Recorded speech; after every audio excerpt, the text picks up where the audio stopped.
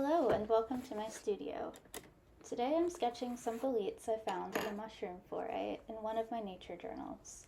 I've been a longtime fan of Lara Gastinger's Perpetual journal, and I started keeping my own in 2017 using her format.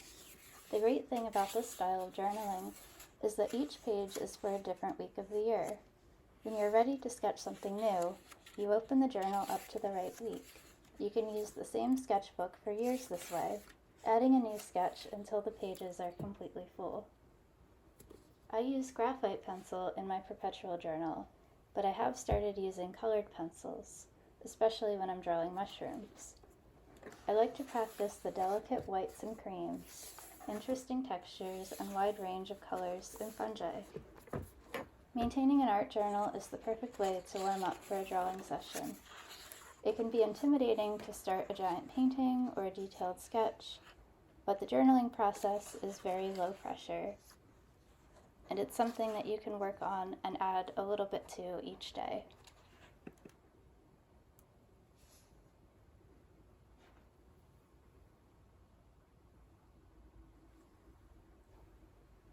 Okay, so let's get started. First, I'm deciding where I want to place the specimen on the page.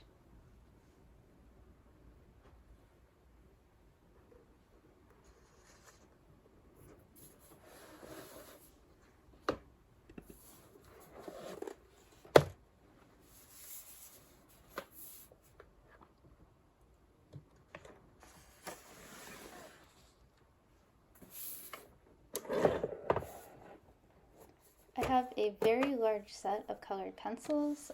No one really needs to have this many, but it does come in handy. So first I'm looking for is the local color. That's the main color in each subject, and then I'm going to pull out a few colors for the highlights and the shadows.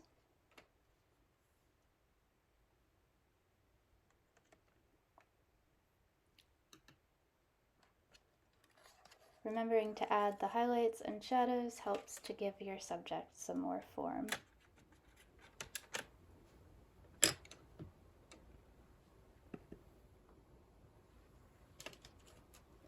I learned how to use colored pencils in a class offered by the New York Botanic Garden. It was part of their certificate program, and I had a wonderful teacher, and I really learned to enjoy the medium.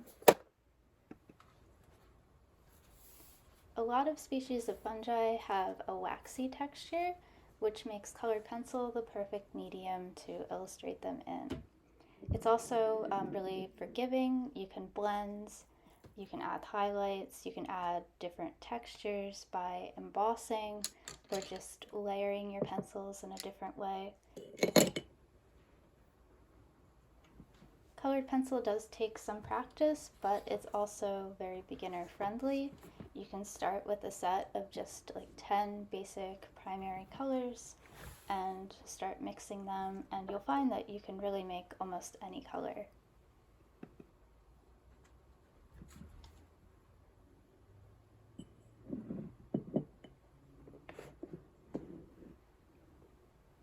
My favorite drawing tool is an antique pair of dividers that I use to measure the specimen. So I'll measure the height and the width and start making a box on my paper, and then I'll work my way down to the smaller details and lay them out.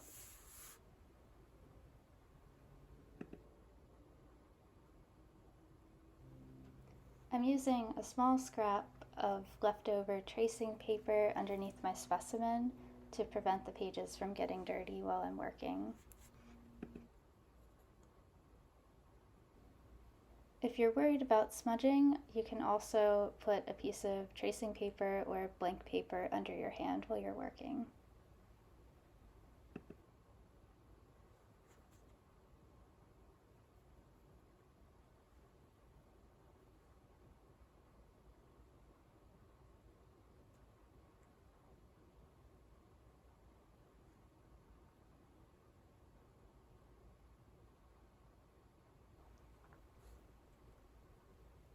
I want to make sure that I'm keeping the proportions correct, so I'm measuring details such as the cap size, the stipe, or what you might call a stem, and the little piece of moss at the base separately, and then I'm just adding those to my box. From there I can start to fill in the shapes, and now we're ready for color. I actually lost some footage. My phone died while I was recording, but here's the finished mushroom. I'll go slower with the next specimen so you can see the coloring process.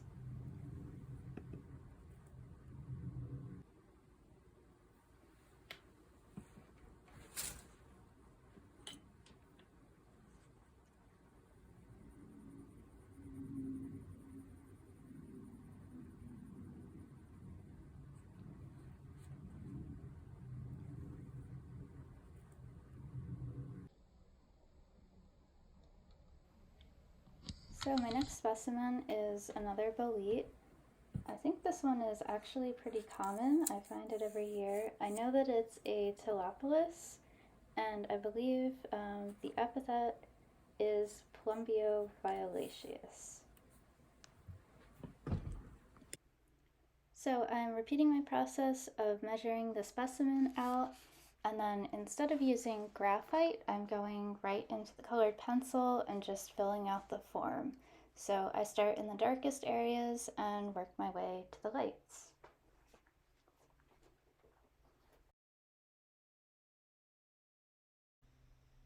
And here's my finished entry for the week of July 23rd. You can see that I added a few more boletes. These two are Strobulomyces.